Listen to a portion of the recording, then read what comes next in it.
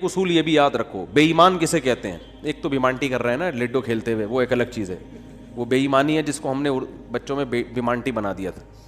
وہ بیمانٹی اور چیز ہے. کہیں آپ کہیں کہ لڈو میں تم نے گوٹ ادھر سے یوں کر دیا، چھکا چوکا آیا ہوا تھا چھکا کر دیا اس کو، تو تم بے ایمانی کر رہے ہو، تو تمہارا ایمان نہیں ہے، آخرت میں قطعاً تمہاری بخشش نہیں ہوگی. ایسا فتویٰ نہ لگا دیں. بے ایمانی کو بیمانٹی کہتے ہیں ہم لوگ. اب آپ لوگ پتہ نہیں کیا کہتے تھے، ہم تو بیمانٹی کر رہے ہیں بھائی. تو یہ وہ بیمانٹی نہیں ہے. یہ جو جس بیمانٹی کی قرآن بات کر رہا ہے نا، یہ کیا مطلب؟ اللہ کے وجود کا انکار کیا جائے، یا اللہ کے ساتھ کسی کو شریک مانا جائے، یا اللہ کے کسی پیغمبر پر اعتراض کیا جائے، یا اللہ کا کوئی حکم جس کے بارے میں آپ کو 2 اور 2 4 کی طرح معلوم ہے کہ یہ واقعی اللہ کا حکم ہے، اس حکم پر اعتراض کیا جائے. کیونکہ یہ تمام چیزیں اصل میں اللہ کا انکار ہی اس سے لازم آ رہا ہے، انکار ہی لازم آ رہا ہے، گویا آپ اپنے آپ کو اللہ سے بڑا بنا رہے ہو. تو یہ ہے کفر.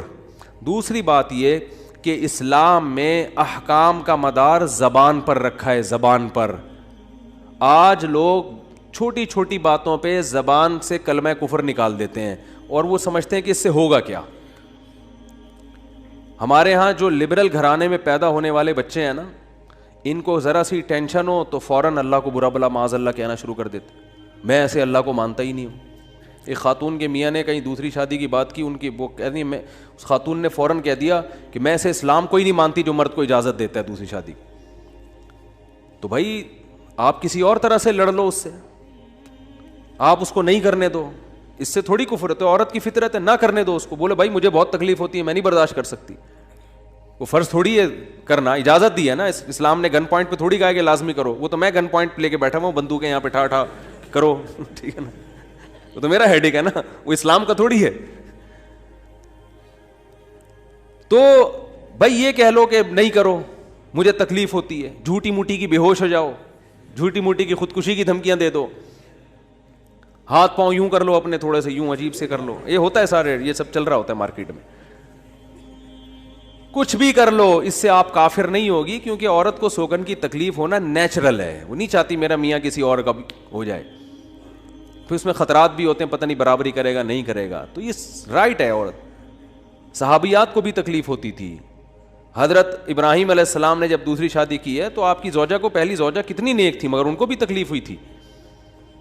تو یہ تو نیچرل ہے. لیکن آپ اللہ پر آ جاؤ، اگر اللہ پہ اعتراضات شروع کر دو، اسلام پہ اعتراضات شروع کر دو، تو بھائی یہ اللہ سے آگے نکلنے کی کوشش ہو رہی ہے. پھر یہ کیا ہو رہا ہے؟ پھر اللہ نہیں بخش. دوسری تیسری شادی تو بہت دوسرا مسئلہ ہے. اللہ کہے گا تم نے مجھ پہ کیسے انگلی اٹھا دی ہے، مجھے کیسے غلط کہہ دیا. اور یہ آج کل بہت ہو رہا ہے، بات بات پہ کفر زبان سے نکال دیتے ہیں، غموں میں حوصلے چھوڑ دیتے ہیں. لوگ آ کے ملتے ہیں، یہ میرے ساتھ ٹینشن، یہ میرے ساتھ مسئلہ، یہ میرے ساتھ مسئلہ، پتہ نہیں اللہ کہاں ہے. ایک آدمی کے بچے کا انتقال ہوا، کہہ رہا یار اللہ کو میرا ہی بچہ مارنا تھا. بھائی تم کس کے مقابلے میں آ کے کھڑے ہو رہے ہو؟ خدا سے مقابلہ کر رہے ہو تم.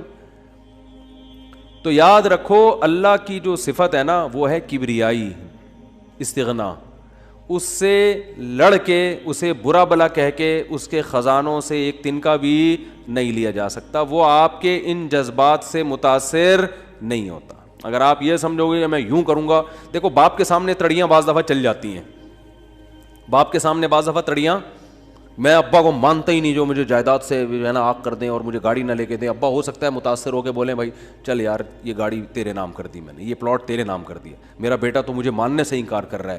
لیکن اللہ کا اصول جو قرآن اور سنت سے پتہ چلتا ہے، جو آسمانی کتابوں سے پتہ چلتا ہے، وہ اصول یہ ہے کہ آج تک کسی نے اللہ کے خزانے سے اللہ کو معاذ اللہ برا بلا کہہ کے، اللہ پہ اعتراضات کر کے، اسلام کو برا بلا کہہ کے، اللہ کے پیغمبروں کو برا بلا کہہ کے، اس طرح سے واویلا کر کے، اگر آپ یہ سمجھتے ہو کہ اللہ کو آپ پہ ترس آ جائے گا کہ ہائے بیچارہ بہت ہی مجبور ہے، تو یہ دماغ سے ہمیشہ کے لیے نکال دو. اس سے بڑی سزا میں اللہ آپ کو ڈالے گا، اس سے بڑی سزا، اور وہ جہنم کی آگ. یہ تو کچھ بھی نہیں ہے.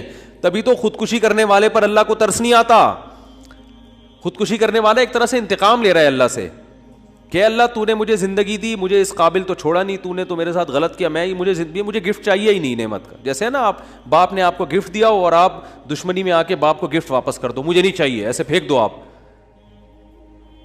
تو ہو سکتا ہے باپ کا یہ اصول ہو, وہ پھر بھی وہ کہے نہیں نہیں میرا بیٹا ایسا نہیں, لیکن اللہ کا اصول نہیں ہے, اللہ کا یہ اصول نہیں. اللہ کہے گا بھائی تو کیا سمجھتا ہے, میں تجھے اور آگ میں ڈالوں گا. تو دنیا کی ٹینشنوں سے تو چاہتا تھا یہ ناکام عشق ہو گیا, عشق ناکام ہو گیا, اور یہ ہو گیا تیرے ساتھ, اور یہ ہو گیا, اور تو جاب لیس ہو گیا, اور گھر سے مہنگائی اور غربت کے تانے پڑ رہے ہیں تیرے کو, اور بے روزگاری کے تانے مل رہے ہیں, اور معاشرے میں تیری عزت نہیں ہو رہی, اور اب آ کے تو کیا کر رہا ہے, خودکشی کر رہا ہے. تو یہ سمجھ لے گا کہ میں تیرے پہ ترس کھا کے تجھے چھوڑ دوں گا. ایسا نہیں ہے. نبی صلی اللہ علیہ وسلم نے فرمایا جس نے خودکشی کی, جس طرح سے اپنے آپ کو ہلاک کیا ہے نا, تو قیامت تک برزخ کی زندگی میں اسی طرح سے اپنے آپ کو ہلاک کر کے مارتا رہے گا. اللہ کہے گا یہ زہر پی کے مرا تھا نا, زندگی دے گا اللہ برزخ میں, اور کہے گا یہ زہر کی بوتل پی دوبارہ, اور اسی طرح تیری آنتیں کٹیں گی. جس طرح اپنے آپ کو مارا ہوگا برزخ میں, قیامت تک اسی طرح اپنے آپ کو مارتا رہے گا وہ. یہ بہت بڑی غلط فہمی ہے کہ ہم واویلا کر کے اللہ کو اپنی طرف متوجہ کر سکتے ہیں, ہم زبردستی کر کے اللہ کو اپنی طرف مائل کر سکتے ہیں. ایسا بالکل بھی نہیں ہے. بعض لوگ غموں سے پریشان ہو کے گناہ کرنا شروع کر دیتے ہیں, سمجھتے ہیں کہ یار میرا تو حق بنتا ہے, میں تو سٹا لگاؤں گا, میں تو ٹینشن میں آیا ہوا ہوں, میں تو شراب پیوں گا, میرے ساتھ یہ ہو رہا ہے تو میرا تو بھائی آپ پیو گے تو یہ نہ سمجھو کہ اللہ آپ سے خوش ہو جائے گا کہ جی آپ کو ایک غم آیا تھا, اس غم میں آپ نے چونکہ شراب شروع کی ہے ٹینشن ختم کرنے کے لیے, تو اب اللہ کو ترس آئے گا, نہیں اس پہ شراب کیا ہو گئی ہے, معاف ہو گئی ہے, یہ بیچارہ اس کا کیا بنتا تھا, رائٹ بنتا تھا, اس کو تکلیفیں اتنی دی ہیں. ایسا نہیں ہوگا بھائی, اس خوش فہمی میں مبتلا مت ہونا. یہ اصول ہے, اللہ کا قانون ہے, یہ قرآن سے پتہ چلتا ہے, حدیث سے پتہ چلتا ہے. اللہ کو جھکنے والا بندہ پسند ہے. جو اللہ بنانا چاہتے ہیں نا اپنی مخلوق کو, وہ کیا بنانا چاہتے ہیں, میں تمہارے ساتھ اچھا سلوک کروں برا سلوک کروں, تم بندے ہو, بندے بن کے رہو, ٹھیک ہے نا, کیا رہو, تم نے بس دعا ہی مانگنی ہے, اللہ یہ سب میرے ساتھ جو ہو رہا ہے یہ ٹھیک کر دے, میں ٹھیک کروں نہ کروں, تم نے ساری عمر کیا کرنا ہے, بس یہی مانگنا ہے کہ اللہ ٹھیک کر دے, اللہ محتاج ہیں, اللہ یہ بھی ٹھیک ہو جائے, اللہ یہ بھی ٹھیک ہو جائے, اللہ بے روزگار ہوں روزگار دلا دے, میری مرضی روزگار دوں یا نہیں دوں, نہیں بھی دوں تم نے یہی کہنا ہے اللہ دلا دے. ساری زندگی اسی دعا میں گزارنی ہے تم نے, چاہے میں تمہاری دعا قبول کروں چاہے تمہاری دعا قبول نہ کروں, کیونکہ تم بندے ہو, میں خدا ہوں, خدا تم تھوڑی ہو, تمہاری تھوڑی چلے گی زمین پہ. بہت سے لوگ یہ فالٹ ہے, دعائیں نہیں قبول ہو رہی, تبھی تو وظیفوں کی طرف جاتے ہیں. اولاد نہیں ہو رہی, کوئی وظیفہ بتا دے, او بھائی دعا مانگ لے, اولاد کہہ رہا دعا تو مانگ کے دیکھ لیا ہے, وہ تو ہو ہی نہیں رہی, تو کوئی ٹیکنیکل طریقہ ہو اولاد کا, سے کیسے ہو جائے گی بھائی, ٹیکنیکل طریقے تو نہیں ہے. یونس علیہ السلام جب مچھلی کے پیٹ میں تھے, کتنا بڑا غم لگا نا آپ کو. یونس علیہ السلام مچھلی کے پیٹ میں, تو اللہ سے آپ نے دعا مانگی, وظیفہ نہیں پڑھا ہے. وظیفے پڑھنا بھی جائز ہے اگر کوئی قرآن و آیتیں ہیں تو کوئی گناہ نہیں ہے, لیکن جو اصل جو اسلام کی روح ہے وہ کیا ہے, دعا. تو یونس علیہ السلام نے مچھلی کے پیٹ میں دعا مانگی, لا الہ الا انت سبحانک. دیکھو حضرت یونس علیہ السلام, ہمارا جو مزاج ہے نا وہ کیا ہے, یونس علیہ السلام کئی سال اپنی قوم کو تبلیغ کرتے رہے ہیں, قوم باز بولو نہیں آئی. حضرت یونس کو یقین ہو گیا اس قوم پہ عذاب آنے والا ہے, تو آپ نے اللہ سے نہیں پوچھا, اس لیے کہ آپ کا خیال تھا بھئی یہ عذاب تو آئے گا, تو میں اللہ کے خوف سے اب بستی کو پہلے چھوڑ دیتا ہوں. میں آپ سے یہ اجتہادی خطا ہوئی, یہ اجتہادی خطا ہوئی کہ بھئی اللہ کی پرمیشن کے بغیر آپ نے قوم کو کیوں چھوڑا. حالانکہ اس اجتہادی غلطی کے پیچھے جو اس کی بیس تھی وہ بیس بہت اچھی تھی, وہ اللہ کا خوف اور اللہ کی خشیت. اللہ کے عذاب سے بھاگنا یہ تو حکم ہے نا, فنٹر بننے کی تھوڑی اجازت ہے کہ جہاں عذاب آ رہا ہے تو کھڑے رہو وہاں دیکھو, ایسا تھوڑی ہے. قوم لوط پر جب عذاب آیا تو جو اہل ایمان تھے ان کو حکم تھا پیچھے مڑ کے بھی نہیں دیکھنا ہے, اس عذاب کو دیکھنے کی بھی اجازت نہیں, ڈرو اس سے بھاگو. جب قوم عاد قوم سمود کی بستیوں سے نبی گزرتے تھے تو چہرے پہ کپڑا ڈال کے جلدی اپنی رفتار بڑھاتے تھے, بھئی یہ اس عذاب کو اپنی آنکھوں سے بھی نہ دیکھو, خوف پیدا ہوتا ہے اس سے. تو اتنا زیادہ آپ صلی اللہ علیہ وسلم خوف زدہ ہوتے تھے. تو اللہ کے عذاب سے تو دور بھاگنے کا حکم ہے. تو اب یہاں کیا ہے کہ کیا بات چل رہی تھی یار, حضرت یونس علیہ الصلوۃ والسلام اللہ کے عذاب کے ڈر سے اپنی قوم کو چھوڑ کر نکل گئے. یہ بیس بالکل ٹھیک ہے بھائی, جب اللہ کا وعدہ بھی یہی ہے کہ جو قوم ایمان نہیں لے کر آئے گی تو میں اس کو تباہ کر دوں گا. تو حضرت یونس علیہ السلام کو خیال ہوا کہ بھائی یہاں سے نکل جاؤ. جب بیٹھے ہیں کشتی میں, کشتی ڈوبنے لگی تو ملا نے کہا بھائی وزن کشتی میں زیادہ ہے, ایک آدمی کو نیچے اترنا پڑے گا ورنہ سب ڈوب جائیں گے. کون اترے گا بھائی؟ قرآن اندازی ہونی چاہیے. قرآن اندازی میں نام کس کا آیا؟ یونس علیہ السلام. تو بتاؤ ہم ہوتے, ہم کہتے ساری زندگی تبلیغ کرتا رہا, اب جب عذاب آنے والا ہے تو اللہ کے خوف سے ہی نکلا میں, اس کا صلہ یہ مل رہا ہے کہ ڈوبنے والا کون ہے؟ بولو, میں ہی ہوں. بھائی مجھے تو زیادہ پروٹوکول, اللہ تعالیٰ کو 6 کشتیاں میرے لیے پہلے سے سمندر میں رکھنی چاہیے تھی نا, کیا ہو گیا؟ یہ ہماری سوچ تو یہی ہے کہ میں نے چونکہ فجر کی نماز پڑھی ہے تو میری دکان پہ کسٹمر 6 گنا زیادہ آنے چاہیے, پیسے سارے وہ کما رہے ہیں, نمازیں میں پڑھ رہا ہوں. اچھا میرے پر لوگ اعتراض یہ بھی کرتے ہیں کہ احتیاط اس نے کی, اس کو کرونا ہو گیا اس نے احتیاط نہیں کی, اس کو نہیں ہوا, یہ مفتی لوگوں کو الو بنا رہا ہے. تو بالکل یہی ہے کہ نماز میں پڑھ رہا ہوں, روٹی کس کو مل رہی ہے؟ اس کو مل رہی ہے. احتیاط میں کہہ رہا ہوں, وہ کرونا بھی مجھے ہی ہو رہا ہے. ٹھیک ہے نا, ٹھیک ہے نا. تو اب اللہ سے تھوڑی کوئی لڑ سکتا ہے بھائی, تو اللہ کی مرضی, جو اب احتیاط کے باوجود بھی کسی کو بیماری لگا دے, اور ایسے ہے گلے مل رہے ہیں اور روزانہ چھینک رہے ہیں ایک دوسرے کے منہ پہ, انہیں کچھ نہیں ہو رہا, وہ تو اب اللہ کی مرضی, اللہ سے تھوڑی کوئی لڑ سکتا ہے. لیکن ہم تو ظاہر کے مکلف ہیں نا, ہم تو اسباب کے مکلف ہیں, تو اس لیے حکم دیا جاتا ہے احتیاط کا. تو خیر جب تک کرونا ختم نہیں ہوگا ہم بھی آپ کا پیچھا نہیں چھوڑیں گے, یہ ذہن میں رکھو آپ. تھوڑا تھوڑا جیسے 4 شادیاں آتی ہیں نا تڑکے میں, اس طرح یہ بھی آتا رہے گا تڑکے, کیونکہ لوگ نہیں کر رہے احتیاط تو کیا کریں. اچھا خیر, بات کہاں چل رہی تھی؟ تو یونس علیہ السلام کی جگہ ہم ہوتے تو بھائی ہماری حالت کیا ہوتی ہے. اللہ جیسے تبلیغ میں ہم میں سے کوئی گیا ہوا ہوتا 4 مہینے کے لیے, 4 مہینے کے لیے تبلیغ میں نکلے ہوتے, اللہ کے راستے میں واپس آ رہے ہوتے تو پتہ چلا کچھ یعنی کنوینس ہی نہیں مل رہی, پولیس والے پکڑ کے لے گئے, کسی کیس میں بند کر دیا, تو کیا وسوسے آتے ہیں دماغ میں. جیسے حج کرنے گئے نا, ایک آدمی حج کرنے گیا, لٹ گیا وہاں پہ نا جیب کتروں نے, تو وہ کہہ رہے اللہ میں نے تو سنا تھا حاجی تیرے مہمان ہوتے ہیں, تو ہم نے تو دنیا میں کسی کو نہیں دیکھا کسی نے اپنے مہمان کس کی یہ انسلٹ کی ہو. ٹھیک ہے, ہم نے تو نہیں دیکھا, میں تیرا مہمان بن گیا اور کچھ بھی نہیں بچا میرے پاس, سب کچھ ہی لٹ گیا. تو جلا ہوا آدمی تھا. تو یونس علیہ السلام کی جگہ کوئی اور ہوتا, ہم جیسے نالائق ہوتے, تو ہم کہتے ہیں اللہ ساری زندگی قوم کی مخالفت لے کے تبلیغ کرتا رہا, اپنا تن من دھن لگا دیا, نہ کاروبار کی طرف توجہ, نہ کوئی پیسے کمانے, جو روکھی سوکھی ملی کھا لیا. پیغمبروں کا تو کوئی اجرت بھی نہیں ہوتی, وہ تو بالکل ہی اللہ توکل پہ چل رہے ہوتے ہیں. اے اللہ غربت میں وقت گزارا, کبھی کھانے کو ملا نہیں ملا, بس تیرے دین کو فوکس کیا. اب جب عذاب آنے والا ہے تیرا اس قوم پہ, تو تیرے خوف سے نکلا میں, جو تیرا ہی حکم ہے کہ مجھ سے ڈرو, میرے عذاب سے ڈرو. اب کم از کم کوئی 2-4 کشتیاں یا ہوائی بحری جہاز کوئی کھڑا ہوا ہوتا میرے استقبال میں, اور اگر نہیں تھا میں نے اپنے خرچے سے پہ کشتی لی ہے میں نے. ٹھیک ہے نا, ذمہ داری کس کی بنتی تھی اللہ؟ ذمہ داری تیری بنتی تھی کہ کشتی کا انتظام تیری طرف سے ہو. بھائی گورنمنٹ اگر کسی فوجی کو کسی مہم پہ بھیجتی ہے, اب جو امریکہ کے فوجی افغانستان آئے ہوئے ہیں ان کو باعزت واپس نکالنا کس کی ذمہ داری ہے؟ بولو نا, امریکہ کی ذمہ داری ہے نا. تو تبھی تو فوجی کہہ رہے ہیں بھائی تم نے ہمیں عزت کے ساتھ جب بھیجا ہے تو عزت کے ساتھ پٹھانوں سے بچا کے نکالنا کس کی ذمہ داری ہے؟ یہ امریکہ کی ذمہ داری ہے نا. تبھی امریکہ قطر میں کوشش میں لگا ہوا ہے کہ بھائی یہ کسی طرح اپنی عزت بچا کے واپس آ جائیں گے. اور بالکل صحیح کر رہا ہے امریکہ اپنے لحاظ سے, اس کا فرض بنتا ہے جب آپ نے فوجیوں کو بھیجا تو واپس بھی تو لے کر آؤ نا ان کو. تو بالکل میرے بھائی یہ بات ذہن میں آ سکتی تھی یونس علیہ السلام کے کہ اللہ یہ سب میں نے تیرے لیے کیا ہے, اب تیرا عذاب آ رہا ہے تو مجھے تو یہاں سے فرار ہونا ہے بستی سے, تو کشتی کا انتظام کرنا میرے ذمے نہیں ہے بلکہ کس کے ذمے ہے؟ تیرے ذمے. چلو میں نے اپنے خرچے پہ کر لی.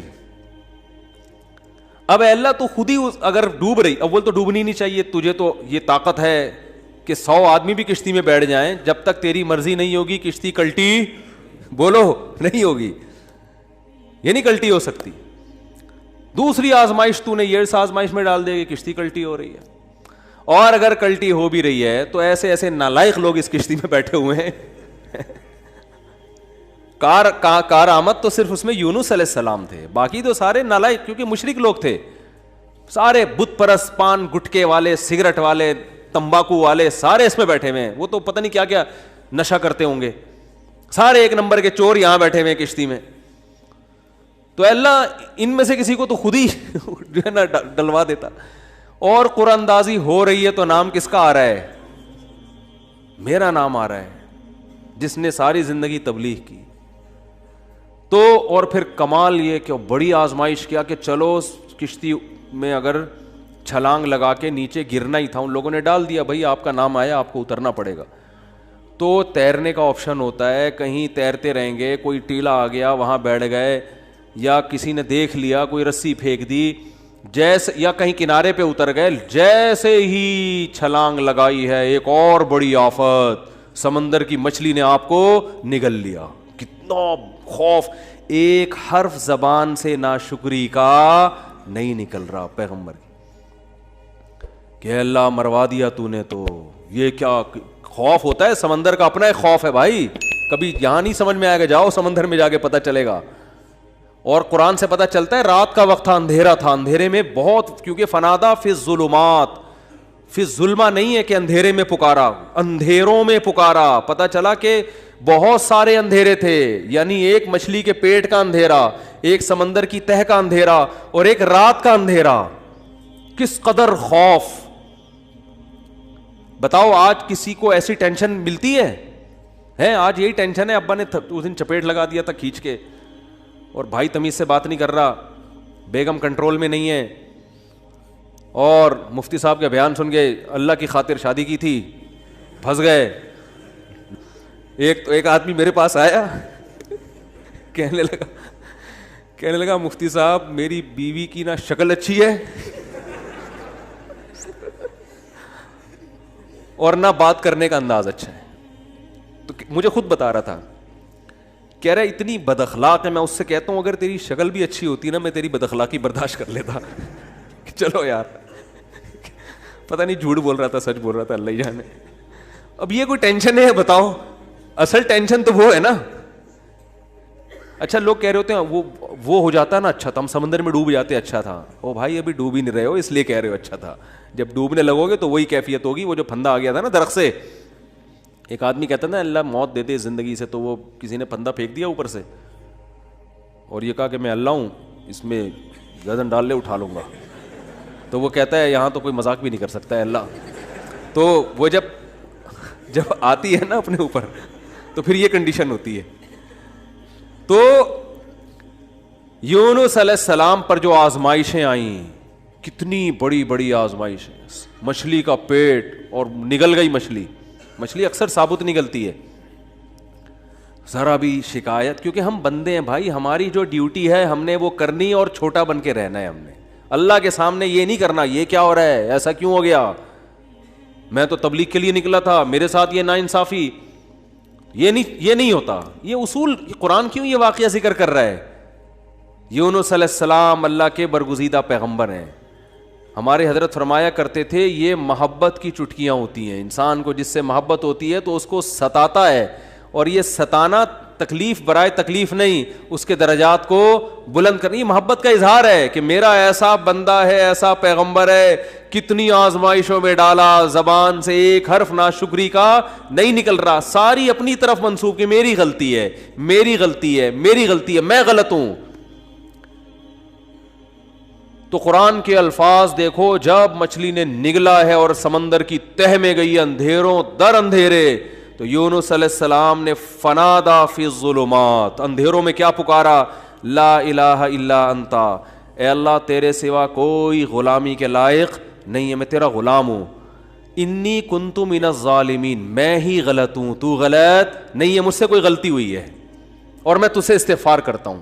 ان کو احساس ہو گیا کہ میں جو بغیر پرمیشن کے آیا ہوں, شاید یہ اس لیے ہو رہا ہو میرے ساتھ, دیکھو اپنے آپ کو غلط ثابت کرنے کے لیے دلائل تراشے جا رہے ہیں.